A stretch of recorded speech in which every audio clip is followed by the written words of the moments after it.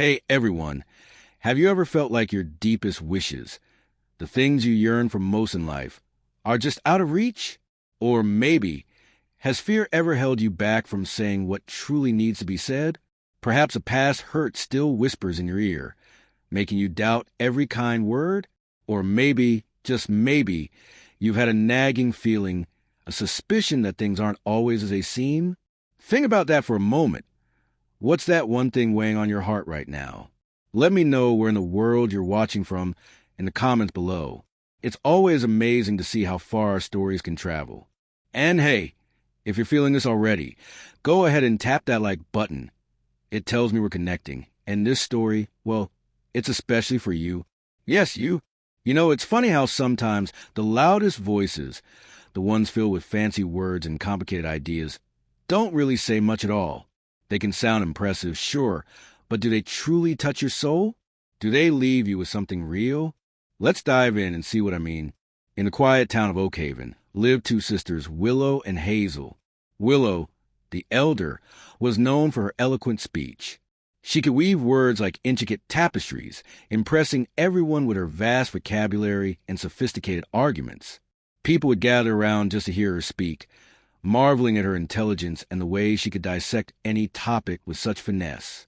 She dreamed of becoming a renowned orator, someone whose words could sway nations, whose voice would echo through history. Her biggest fear?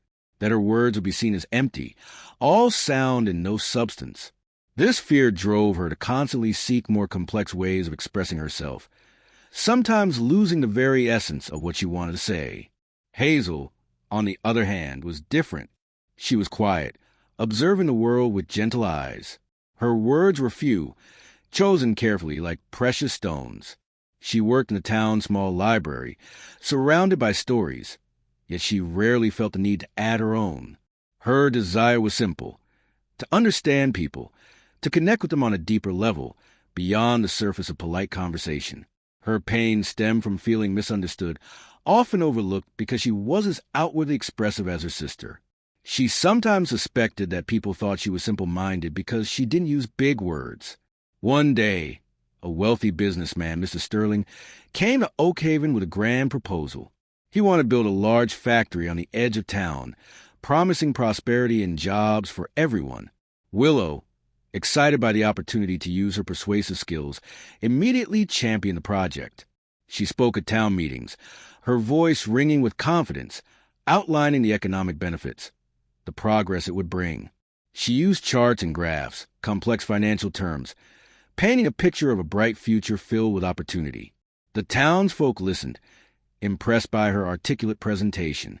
Hazel remained silent, her brow furrowed with a quiet concern. She had noticed something in Mr. Sterling's eyes, a certain coldness that his charming words couldn't hide. She had also spoken briefly with some farmers who owned the land Mr. Sterling wanted, and their worried faces told a different story than the one Willow was painting. They feared losing their homes, their way of life, for promises that felt hollow. At the next town meeting, Willow delivered her most passionate speech yet. She spoke of progress, of the town's potential, her words flowing like a powerful river. The audience was captivated, ready to embrace Mr. Sterling's proposal wholeheartedly. Just as the mayor was about to call for a vote, Hazel quietly stepped forward. All eyes turned to her. She rarely spoke in public, and her presence was unexpected. She didn't have charts or fancy terms. Her voice, though soft, carried a weight that Willow's booming voice sometimes lacked. "Friends," she began, her gaze sweeping across the room, meeting the eyes of the worried farmers, the hopeful shopkeepers. "I have listened to my sister, and her words are beautiful. But I ask you to look beyond the beauty of the words and see the heart of the matter." She paused, her silence drawing everyone in.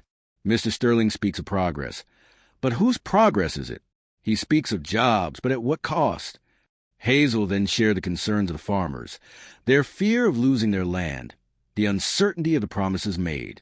She spoke simply, honestly, from the heart. She didn't try to impress anyone with her vocabulary. Her words were plain, direct, filled with genuine empathy. The effect was profound. The room, moments before filled with enthusiastic agreement, now held a thoughtful silence. People looked at each other, a seed of doubt planted in their minds.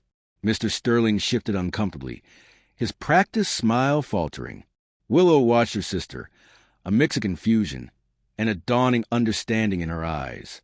One of the older farmers, a man who had been silent throughout Willow's eloquent presentations, spoke up, his voice thick with emotion. "My family has worked this land for generations. It's not just about money. It's our home." Another shopkeeper added, "Mr. Sterling didn't even ask about our town, our community. He just talked about his factory." The tide had turned. Hazel's simple words, born of genuine concern and a deep understanding of the people around her, had resonated more powerfully than Willow's sophisticated rhetoric. The fancy talk had painted a picture, but Hazel's quiet truth had revealed the underlying reality. Suspicion began to spread like wildfire. People started questioning Mr. Sterling's motives, his promises. They remembered the coldness in his eyes that Hazel had mentioned. They realized that Willow, in her desire to impress and achieve her own dreams, had perhaps been blinded to the bigger picture. The town decided to postpone the vote, wanting to investigate further. Hazel, now finding her voice, spoke with more people, listening to their concerns, gathering more information. Willow, humbled, joined her sister, realizing that true communication wasn't about the complexity of words, but the sincerity of a message.